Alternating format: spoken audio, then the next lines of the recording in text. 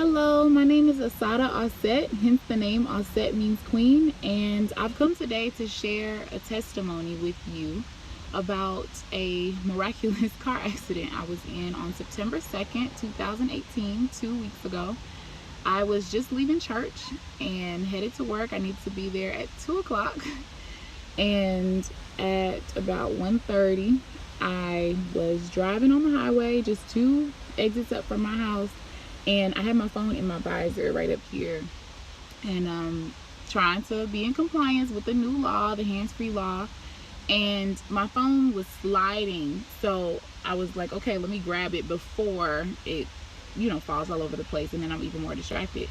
So my left hand is on the wheel, the phone is sliding. I reach up to get it, and as soon as I come back to myself and I'm more aware, I realize that I'm guiding to the right, and there's a car merging in. So I swerve to the left, and then there's a car on this side, so I swerve to the right, and that sent the car out of control.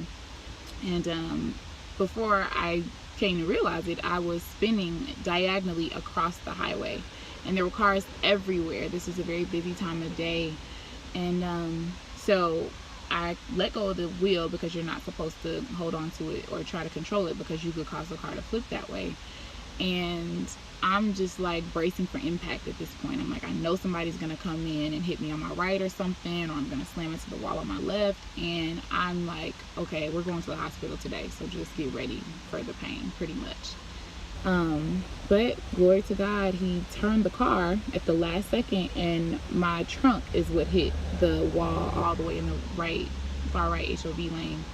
And immediately the car stops, and I'm shaking, like my body is traumatized, but my mind is like, okay, take a second, let's get out the car, call your parents, let's figure this out. And just as the car stopped, another car pulled up next to me, and this man jumps out, and he's like, are you okay? What happened? Can you get out of the car? And he's redirecting traffic and everything, just handling it, calling the ambulance. And he asked me if I was a believer out of nowhere, and I was like, absolutely, I just came from church, praising God. And he said that he asked because he saw it on the back of my car, "In God We Trust," but he just wanted to be sure. And he said that he was too, and he was glad to be able to be there for me. And his wife gets out of the car, and she says that it had to be the angels of the Lord surrounding me, because there were cars everywhere. And literally, guys, like, I'm spinning in a circle diagonally. So this is not just straight across. This is through multiple cars' pathways. And she said that all the cars went just like this around me. And I'm like, that is protection. That is something you can't pay for. And the fact that I'm literally sitting in my car, which I named it Grace when I got it 2 years ago, and the fact that I'm sitting in this car, I just drove this car downtown to come to an event today, and I've been driving it for the past 2 weeks with no problems. All we had to do was pull the bumper off the back, and I have to get some body work done.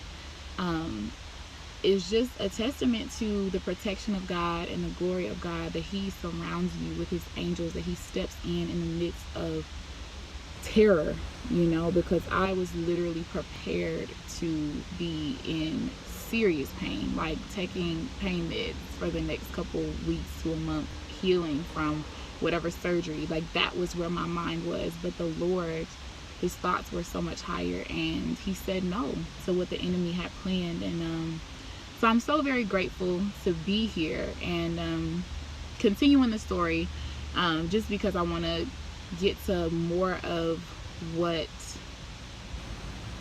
else played a role in this, and in the power of God in this.